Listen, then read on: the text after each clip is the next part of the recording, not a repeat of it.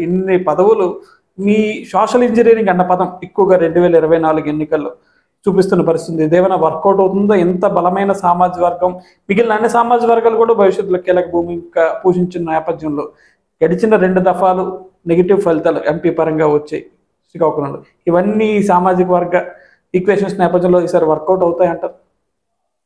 ఖచ్చితంగా వర్కౌట్ అవుతుంది.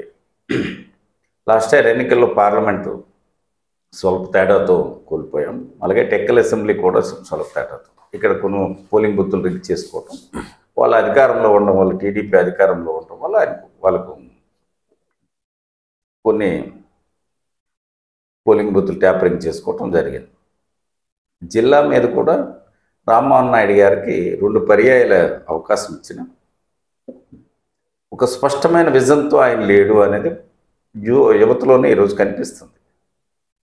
రాజకీయ పార్టీలు వాళ్ళ పార్టీ వాళ్ళు ఈరోజు కామెంట్ చేస్తున్నారు రామ్మోహన్ నాయుడు ఇతను స్టైల్గా వచ్చి మీటింగ్లో అడ్రస్ చేసి వెళ్ళిపోవటం తప్ప, మాట్లాడి వెళ్ళిపోవటం తప్ప ఇతను దేనిపైన కాన్సన్ట్రేషన్ పెట్టాడు, ఎవరికి కూడా అందుబాటులో ఉండడు, ఎవరిని దొరకడు ఇతను అనేది టీడీపీ వాళ్ళు ఆడుకున్న మాటలు. ప్రజలకి అంతకంటే స్పష్టంగా తెలుసు. ఎందుకంటే 10 సంవత్సరాలుగా పార్లమెంట్ సభ్యునిగా 10 సంవత్సరాలు పనిచేసిన వ్యక్తి, 2 పర్యాయాలు పార్లమెంట్ సభ్యునిగా పనిచేసిన వ్యక్తి. ఈ 10 సంవత్సరాల్లో ఈ జిల్లాలో ఒక స్పష్టంగా తన ముద్ర వేసుకునే కార్యక్రమాలు ఒక్కటి కూడా చేసుకోలేకపోయాడు. ఇప్పుడు గడిచిన పార్లమెంట్ సభ్యులు అనేక మందిని చూస్తున్నాం. రాజగోపాలరావు గారు మోన్సార్ ఫేజ్ 1 శ్రీకాకుళం జిల్లాను తీసుకొచ్చారని చరిత్ర ఉంది. ఈ చరిత్ర చెబుతుంది. అలాగే శ్రీకాకుళం జిల్లాలో డాక్టర్ విశ్వనాథం గారు బుద్ధాన ప్రాజెక్టును తీసుకొచ్చారు. అలాగే కేంద్ర మంత్రిగా కృపారాణి గారు కూడా టెక్కలు మంచినీటి పథకాన్ని తీసుకొచ్చారు అని చెప్పి. అలాగే రాయవలస ఎండన మల్లికార్జున స్వామిని రెవెన్యూ స్టాంప్లో నమోదు చేయించగలిగారు అని చెప్పి చరిత్ర ఉంది. మరి రామ్మోహన్ నాయుడు ఏం చేశారు ఈ జిల్లాకి? పార్లమెంట్ సభ్యునిగా గడిచిన 5 సంవత్సరాల్లో బీజేపీతో కలిసి పనిచేసింది అన్నాడు తెలుగుదేశం. బీజేపీలో భాగస్వామి పార్టీ తెలుగుదేశం. కేంద్రంతో మంచి సంకేతంగా ఉన్నామా అని చెప్పి వాళ్ళు ఆ రోజు చెప్పిన మాట.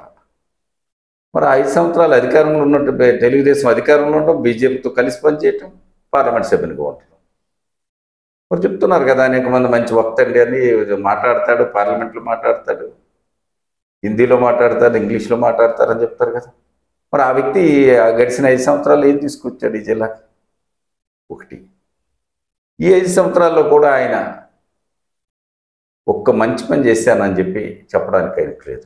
మరి ఎందుకు ప్రజలు గెలిపిస్తారు? ఈరోజు మీకు ఒకటే, గడిచిన 5 సంవత్సరాలు కేంద్ర ప్రభుత్వం ఆ రోజు రాష్ట్ర విభజన టైంలో 23 ఇన్స్టిట్యూట్స్ని ఇస్తే, ఆంధ్రప్రదేశ్కి ఇస్తే బ్యాక్వర్డ్, ఇవాళ భారతదేశంలోనే వెనుకబడి జిల్లాలో శ్రీకాకుళం ఒక వెనుకబడి జిల్లా. మరి ఆ జిల్లా నుంచి పార్లమెంట్ సభ్యులుగా నీవు ఉన్నావు కదా. 23 ఇన్స్టిట్యూట్స్ ఈ జిల్లాకి, ఈ రాష్ట్రానికి వస్తే శ్రీకాకుళం లాంటి వెనుకబడి జిల్లాలో ఒక్క ఇన్స్టిట్యూట్ కూడా తీసుకురాలేకపోయినా అసమర్థ పార్లమెంట్ సభ్యునివే కదా నువ్వు. మరి నీకు ఎలాగ నీకు చంద్రబాబు నాయుడు దగ్గర నీకు గుడ్ విల్ ఉన్నట్లు లెక్క? ఇక్కడ ఒక్క నిమిషం, బ్యాక్వర్డ్గా చంద్రబాబు నాయుడు గారు కానీ శ్రీకాకుళం జిల్లా వెనుకబడిన జిల్లా నాకు నా మనసులో ఉంది అని చెప్పి చెప్తున్న పెద్ద మనిషి మొన్న వచ్చేటప్పుడు రా కదిలిరా తెలుగుదేశం అని చెప్పి పిలిచిన రోజు మరి చంద్రబాబు నాయుడు గారు ఎందుకు ఆ రోజు వెనుకబడిన శ్రీకాకుళం జిల్లా కేంద్రంతో ఇచ్చిన ఇన్స్టిట్యూట్స్ని ఒక్క ఇన్స్టిట్యూట్ అయినా శ్రీకాకుళం లాంటి జిల్లాకి ఎందుకు పెట్టలేదు? లేదా చంద్రబాబు నాయుడు గారు ఈ 15 సంవత్సరాలు ముఖ్యమంత్రిగా ఉన్నారు, 14 సంవత్సరాలు ముఖ్యమంత్రిగా ఉన్నారు, 3 పర్యాయాలు ముఖ్యమంత్రిగా ఉన్నారు. శ్రీకాకుళం జిల్లా కాదు తెలుగుదేశం కానీ, చంద్రబాబు నాయుడు కానీ, లేకపోతే రామ్మోహన్ నాయుడు కానీ, ఎర్రనాయుడు కానీ, అచ్చెన్నాయుడు కానీ ఏం చేశారు చెప్పండి? ఒక్క ప్రాజెక్టు, ఫలానా ప్రాజెక్టు వీళ్ళు తీసుకొచ్చి పెట్టారు ఈ జిల్లాలోను. ఒకటి చూపించి ఇక్కడే నాది వ్యాలిడ్ క్వశ్చన్. వాళ్ళ సమర్థత అసమర్థత గురించి ఇంకా డీప్గా డిస్కషన్ చేసుకుందాం.